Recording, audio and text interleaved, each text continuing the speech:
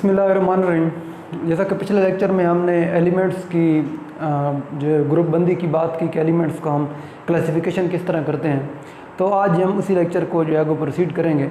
कि पिछले लेक्चर में हमने बताया कि बहुत से साइंटिस्ट ने इस बारे में ग्रुप बंदी जो थी एलिमेंट्स की उसमें हिस्सा लिया, लेकिन जो सबसे पहले क्रिटिकल बात पेश की वो न्यूलैंडर्स ने पेश की कि अगर हम एलिमेंट को इनके बढ़ते हुए एटॉमिक मासिस की बुनियाद पर तरतीब दें तो इनकी खसूसियात में यकसानियत पाई जाती है। यानी पहले एलिमेंट की खसूसियात 8वें से मिल जाती हैं, फिर जो 9वें की हैं वो 10वें से मिल जाती हैं, और फिर 10वें की जो फिर हमारे पास 10वें की हैं वो इन तीसरे की 10वें से मिल जाती हैं। तो हर एलिमेंट की खसूसियात जो हैं मिसाल के तौर पर पहले की 8वें से मिल गई, दूसरे की 9वीं से मिल गई, तीसरे की 10वें से मिल गई, चौथे की 11वें से मिल गई। इसी तरह एक जैसे एलिमेंट जो हैं उनकी खसूसियात जो हैं वो रिपीट होती हैं।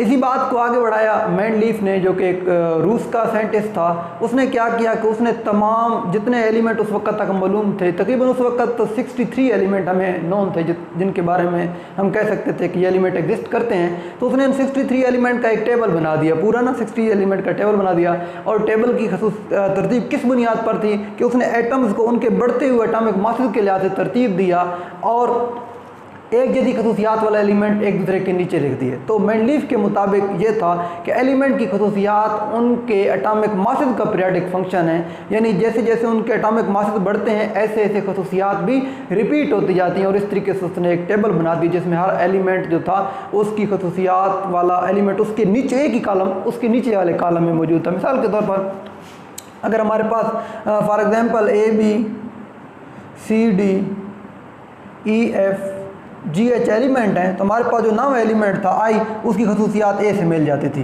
तो इस तरीके से फिर J की B से मिल जाती तो पूरे कॉलम बन जाता था, यानी एक ही खसूसियात वाले जो हमारे पास एलिमेंट थे वो एक ही कॉलम के अंदर आ जाते थे।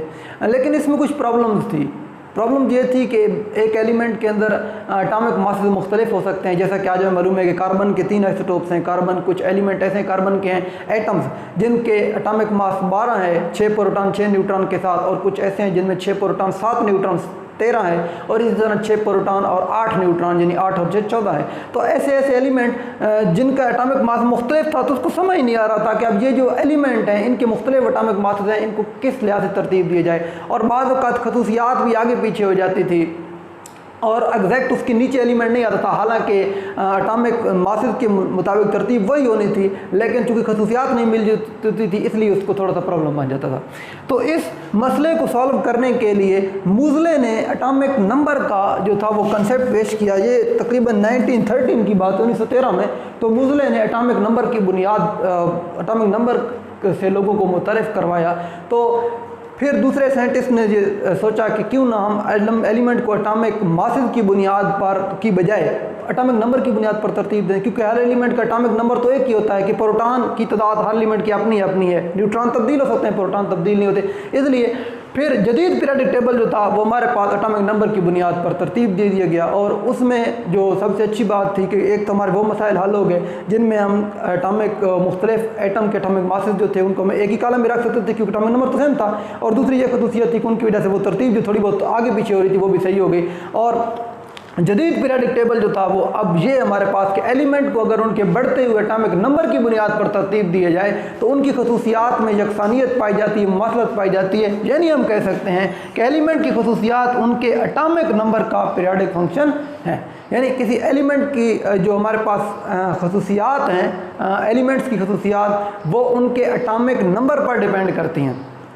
और आज हमें पता है कि एटॉमिक नंबर जो है उसकी बुनियाद पर ही उसके इलेक्ट्रॉन की बुनियाद होती है। यानी किसी एटम के अंदर प्रोटॉन और इलेक्ट्रॉन बराबर होते हैं तो हम कह सकते हैं कि किसी एलिमेंट की जो इलेक्ट्रॉनिक कन्फिग्रेशन है, जो उसके अंदर इलेक्ट्रॉन की तरतीब है, वो भी डिपेंड करती है किसके ऊपर, हमारे एटॉमिक नंबर की बुनियाद पर।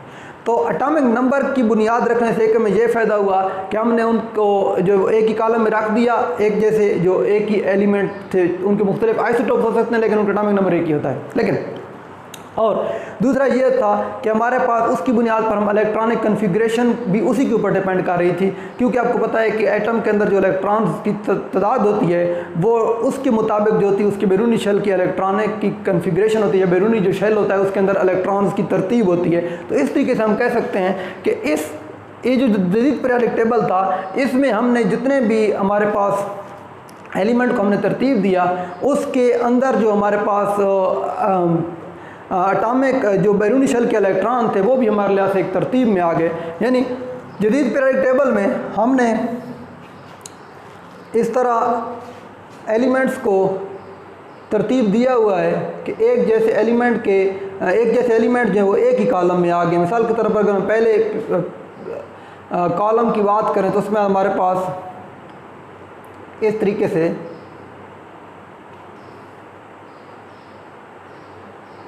मुख्तलिफ जो है हमारे पास एलिमेंट्स हैं। उसके बाद हमारे पास दूसरा कॉलम जो है उसके अंदर भी फिर इसी तरीके से जो है वो एलिमेंट्स पाए जाते हैं। तो उसके बाद जो हमारे पास तीसरे जो हमारे पास ग्रुप है, जो नॉर्मल ग्रुप हम जिसको कहते हैं, उसके अंदर फिर हमारे पास इस तरीके से जो हैं वो 8 कॉलम बने हुए हैं। 1 2 3 4 5 6 7 और 8 कॉलम। इसमें ये जो हमारे पास कॉलम्स हैं इनके दरमियान में भी हमारे पास जो है वो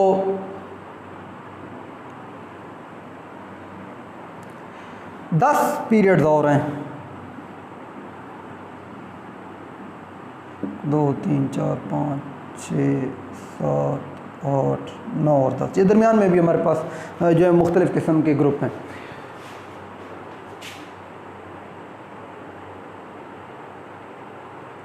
हमारे पास इस तरीके से जो है वो पीरियड्स हैं और इन वर्टिकल लाइंस को हम ग्रुप कहते हैं और ये जो हमारे पास हॉरिजॉन्टल लाइन इनको हम पीरियड कहते हैं। तो जदीद पीरियोडिक टेबल की जो खसूसियात हमारे पास क्या, हमारे पास जो वर्टिकल लाइंस हैं, जो हमारे पास जो कॉलम हैं, कॉलम्स के अंदर जो है वो एलिमेंट की खसूसियात एक जैसी हैं। एलिमेंट की खसूसियात एक जैसी हैं क्यों? क्योंकि हर एलिमेंट के बैरूनी शेल में इलेक्ट्रॉन की तरतीब सेम है। मिसाल के तौर पर अगर हाइड्रोजन के बैरूनी शेल में 1 इलेक्ट्रॉन है तो लिथियम के बैरूनी शेल में भी 1 इलेक्ट्रॉन है, सोडियम के बैरूनी शेल में भी 1 इलेक्ट्रॉन है। और इसके पीछे वजह क्या है कि हमारे पास जो पहली खसूसियात हैं वो तीसरे एलिमेंट की रिपीट हो रही हैं, लिथियम हाइड्रोजन के साथ उसकी खसूसियात, और फिर इसी तरह बाद में जो हमारे पास एलिमेंट्स हैं वो 8 में 8 के बाद खसूसियात रिपीट हो रही हैं। तो दूसरे पीरियड में हमारे पास जो है वो 8 एलिमेंट है, 9वीं की खसूसियात रिपीट हो जाती हैं। और फिर हमारे पास चौथे और 5वें में जो है हमारे पास यही खसूसियात 18वें एलिमेंट के बाद रिपीट हो जाती हैं। और फिर छठे और 7वें में हमारे पास यही खसूसियात जो है वो 32 एलिमेंट के बाद रिपीट हो जाती हैं। यानी अगर हमारे पास इलेक्ट्रॉनिक तरतीब एक जैसी हो जाती है तो उसके मुताबिक फिर हमारे पास एलिमेंट की खसूसियात भी एक जैसी हो जाती हैं। तो एलिमेंट की खसूसियात जो हैं वो डिपेंड कर रही हैं उनके एटॉमिक नंबर के ऊपर, और एटॉमिक नंबर कंट्रोल कर रहा है एटॉमिक बैरूनी शेल के इलेक्ट्रॉनिक कन्फिग्रेशन को, और फिर उसी इलेक्ट्रॉनिक कन्फिग्रेशन की बुनियाद पर एक जैसे एलिमेंट एक दूसरे के नीचे आ रहे हैं और उनकी खसूसियात जो हैं वो एक जैसी हैं। हमारे पास पीरियोडिक टेबल में टोटल जो है हमारे पास एक से ले टोटल 18 वर्टिकल कॉलम यानी कॉलम है, और उनमें जो है उनको हमने ग्रुप का नाम दिए गए। और यहाँ पे मॉडर्न पीरियोडिक टेबल जदीद पीरियोडिक टेबल में हमारे पास टोटल जो है वो 18 ग्रुप हैं जिनको हमने 1 से लेकर 8 तक नाम दिए। और हर ग्रुप जो है वो अल्कली सवाए हाइड्रोजन के अल्कली मेटल से शुरू होता है और आखिर में नोबल गैसों पर ख़त्म होता है। इसी तरह हमारे पास जो है वो नोबल गैसों पर ख़त्म होता है। यहाँ पर एलिमेंट जो है सबके बैरूनी शेल में 1 इलेक्ट्रॉन है, और यहाँ पर जो हमारे पास एलिमेंट है वो सबके बैरूनी शेल में पहले में 2 हैं, फिर 8 और फिर इसी तरह 18 और 32, यानी इनके बैरूनी शेल जो है वो फिल हैं, इनके बैरूनी शेल कंप्लीट है। तो हमारे पास वर्टिकल कॉलम यानी ग्रुप की खसूसियात जो है वो सारे की एलिमेंट की खसूसियात एक जैसी हैं। अगर हम पीरियड की बात करें तो हमारे पास पहले पीरियड में सिर्फ 2 ही एलिमेंट हैं, हीलियम और हाइड्रोजन, और दूसरे ये हमारे पास शॉर्ट पीरियड है। फिर हमारे पास पीरियड आता है दूसरा और तीसरा। तो इस पीरियड में हमारे पास जो है वो टोटल एलिमेंट जो है वो 8 हैं। फिर हमारे पास इनको हम कहते हैं नॉर्मल पीरियड। फिर हमारे पास चौथा और 5वां पीरियड जिनमें 18 एलिमेंट हैं, इनको हम लॉन्ग पीरियड कहते हैं। और फिर हमारे पास आखिरी जो हमारे पास पीरियड्स हैं इस तरीके से 6ठा और 7वां, तो उनमें 32 एलिमेंट, और 7वें में तो अनकम्प्लीट, उसमें एलिमेंट्स कुछ कम हैं, तो इन दोनों को हम कहते हैं वेरी लॉन्ग पीरियड। और उसके अलावा नीचे 14 एलिमेंट्स की इस तरह नीचे कतारें बनी हुई हैं 14 एलिमेंट्स की। तो ये एलिमेंट की खसूसियात 14 एलिमेंट्स की यानी कि टोटल 28 एलिमेंट्स जो हमारे पास नीचे दिए गए हैं, इनको हमने नीचे क्यों रखा हुआ है? क्योंकि हमारे पास अगर हम इनको अंदर एडजस्ट करते तो हमारे पास पीरियोडिक टेबल बहुत लंबा हो जाता है। पीरियोडिक टेबल के 6वें और 7वें पीरियड से दरमियान में एक एलिमेंट का नाम है लेंथनम, उसका 57 एटॉमिक नंबर है, और नीचे एक्टिनम 89 एटॉमिक नंबर है। इनसे आगे वाले जितने भी एलिमेंट हैं उनको हमने नीचे वाली रिस्पेक्टिव रोज में डाला हुआ है। ये जो हमारे पास नीचे वाले 14 एलिमेंट्स के ग्रुप हैं, ये बेसिकली ऊपर वाले ही जो हमारे पास टेबल है उसी के अंदर से हमने कुछ एलिमेंट्स को उठाकर नीचे लगाया हुआ है, क्योंकि अगर हम उसको दरमियान में लगाएं तो बहुत लंबे पीरियड बन जाते हैं और पीरियोडिक टेबल जो है वो इतनी छोटी सी बुक में एडजस्ट ही ना होता। तो इस वजह से हमने इनको तरतीब दिया। उसके बाद अगर हम इनको तफसील से देखें तो हमारे पास ब्लॉक्स भी बने हुए हैं। ब्लॉक्स को क्या मतलब है कि किसी एलिमेंट के बैरूनी शेल के किस सब शेल में कोई इलेक्ट्रॉन दाखिल होता है, यानी सबसे बैरूनी शेल कौन सा है या बैरूनी सब शेल कौन सा है जिसके अंदर इलेक्ट्रॉन आखिरी इलेक्ट्रॉन पाया जाता है। मिसाल के तौर पर हमारे पास ये हाइड्रोजन है, तो हाइड्रोजन के बैरूनी शेल एक ही है, एस शेल जिसको हम कहते हैं, उसमें एक इलेक्ट्रॉन है। अगर हम लिथियम की बात करें तो लिथियम में भी एस शेल है जिसके अंदर एक इलेक्ट्रॉन है, और सोडियम जो इसके अंदर एस शेल है जिसके अंदर एक इलेक्ट्रॉन है। तो ये जो हमारे पास पहला हमारे पास कॉलम है या पहला जो ग्रुप है, इसके बैरूनी शेल के एस सब शेल में इलेक्ट्रॉन दाखिल होते हैं, और दूसरे के भी यही है। ये जो हमारे पास पड़े हुए कैल्शियम वगैरह, तो इनकी भी यही तरतीब है कि इनके भी एस शेल में 2 इलेक्ट्रॉन पाए जाते हैं।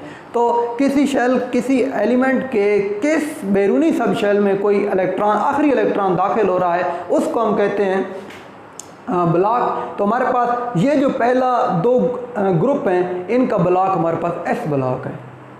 और अगर हम देखें तो हमारे पास ये जो ग्रुप हैं, इधर जो हमारे पास 6 ग्रुप हैं, इनके बैरूनी शेल में जो इलेक्ट्रॉन है, जिनके अंदर बैरूनी शेल में जो सब शेल है वो हमारे पास पी है जिसके अंदर इलेक्ट्रॉन दाखिल होते हैं, तो हमारे पास पी सब शेल है। और अगर हम ये दरमियान वाले देखें, ये एलिमेंट जो हैं, तो इन सब एलिमेंट के बैरूनी शेल में जो डी ऑर्बिटल है या डी शेल सब शेल है उसके अंदर जो इलेक्ट्रॉन दाखिल होता है आखिरी इलेक्ट्रॉन, तो ये हमारे पास जो है वो ये डी सब शेल है। ये पूरा जो हमारे पास एलिमेंट का ग्रुप है इसको हम कहते हैं डी ब्लॉक। और नीचे जो 2 कतारें 14 एलिमेंट्स की बनी हुई हैं, इनके बैरूनी शेल के एफ सब शेल में या एफ ऑर्बिटल में हमारे पास इलेक्ट्रॉन दाखिल होता है। इस तरीके से ये हमारे पास जो है वो एफ ब्लॉक है।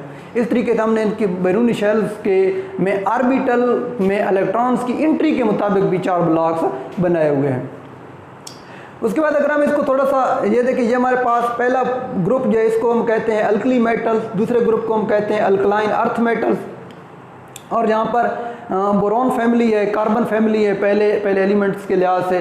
और उसके लिहाज से हमारे पास यहाँ पर हेलोजन ग्रुप है, यहाँ पर क्लोरीन फ्लोरीन क्लोरीन ब्रोमीन हमने डाला हुआ है।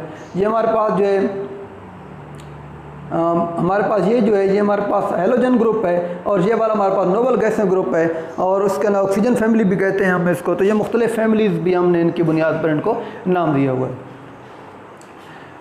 हाँ, उसके बाद ग्रुप की अगर हम बात करें तो ग्रुप जो हैं ये हाइड्रोजन और हीलियम, पीरियड की हम बात करें ग्रुप से पहले तो इसमें 2 एलिमेंट्स हैं, और फिर ये जो हमारे पास दूसरे और तीसरा ग्रुप है इसमें अगर हम ग्रुप की बात करें, पीरियड तो हम पहले ऑलरेडी डिस्कस कर चुके हैं। तो ग्रुप की बात करें तो ये हमारे पास बड़ा ग्रुप ये हमारा जिसमें सबसे ज़्यादा एलिमेंट्स हैं, ये हमारे पास जो हेलोजन से छोटा ग्रुप है। जो नीचे वाले जो ट्रांजिशन एलिमेंट हैं, ये चूँकि एंट्री भी इनकी बाद में होती है, इनके अंदर बहुत कम एलिमेंट्स पाए जाते हैं।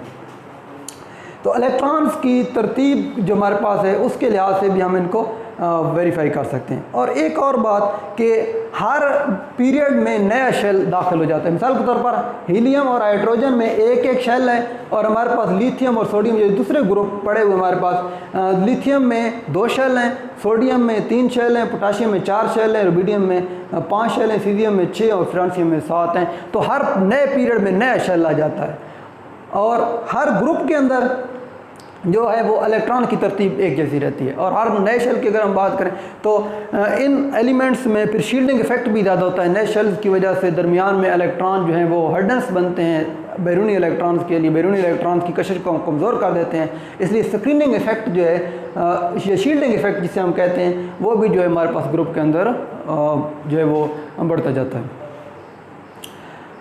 उसके बाद मॉडर्न पीरियोडिक टेबल जो है वो मेंडलीफ के पीरियोडिक टेबल से बहुत बेहतर है। इसमें एलिमेंट्स की तादाद भी ज़्यादा है और एलिमेंट्स जो है वो एटॉमिक नंबर की बुनियाद पर हैं और इसमें सब आइसोटोप्स की एक ही जगह मौजूद है। और इस पीरियोडिक टेबल में कुछ अभी कमज़ोरियाँ भी हैं, मतलब तौर पर हाइड्रोजन की खसूसियात जो है वो इनसे नहीं मिलती और हमने वहाँ पर रखा हुआ है, तो कुछ इसमें थोड़ा सा बहुत डिफरेंस पाया जाता है। और ये जो डी ब्लॉक के एलिमेंट्स हैं इनको हम ट्रांजिशन एलिमेंट्स कहते हैं। ट्रांजिशन एलिमेंट्स कौन से होते हैं? ऐसे एलिमेंट्स जिनके अंदरूनी शेल अभी तक खाली होते हैं, बैरूनी शेल में इलेक्ट्रॉन दाखिल हो जाते हैं। Interesting, very interesting. साल के तौर पर school, public school, divisional public school, इसको अगर हम देखें कोई भी एलिमेंट, सपोज एक्स एलिमेंट को तस्वर कर लें तो ये देखें कि 2 2 6 2 6 2 10,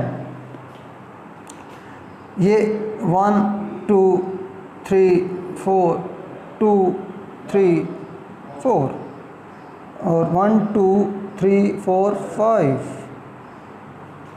ये हम देख सकते हैं क्लियरली कि हमारे पास, ये देखें, इस अगर यहाँ तक हम बात करें तो ये बड़ा ही अजीब है कि हमारे पास 3D से पहले 4s फिल हो गया है। मिसाल के तौर पर यानी 3D आपका अभी तक फिल नहीं होगा और उससे पहले 4s फिल हो जाएगा, यानी बैरूनी शेल पहले फिल हो जाएगा और जो होगा हमारे पास अंदरूनी शेल जो है वो अभी तक फिल नहीं हुआ होगा। तो ये भी हम देख सकते हैं यहाँ पर कि ये ट्रांजिशन एलिमेंट्स हैं, क्योंकि इनमें डी सब शेल इन्वॉल्व है और जब डी सब शेल इन्वॉल्व हो जाता है तो फिर वो जो है वो 4s से पहले जो है वो फिल नहीं होता, लिहाजा आपके पास जो तीसरा शेल है ये खाली होगा और जो होगा 4 शेल वो पहले मुकम्मल होने वाला होगा। तो ये थोड़ी सी जो है ना ट्रांजिशन एलिमेंट्स की भी खसूसियात हैं। नेक्स्ट लेक्चर में हम इंशाअल्लाह इसके बारे में मज़ीद बात करेंगे कि इस एलिमेंट के अंदर जो एटम पाए जाते हैं उनकी और क्या क्या खसूसियात हैं और उनकी जो है वो किस तरीके से खसूसियात वेरी कर रही हैं। इस लेक्चर में कोई मसला हो तो आप हमें अपनी आपकी कीमती राय जो है हमारे लिए बहुत कीमती है, तो आप हमें बताएं तो इंशाअल्लाह हम कोशिश करेंगे उसको मज़ीद बेहतर हो। अस्सलाम वालेकुम।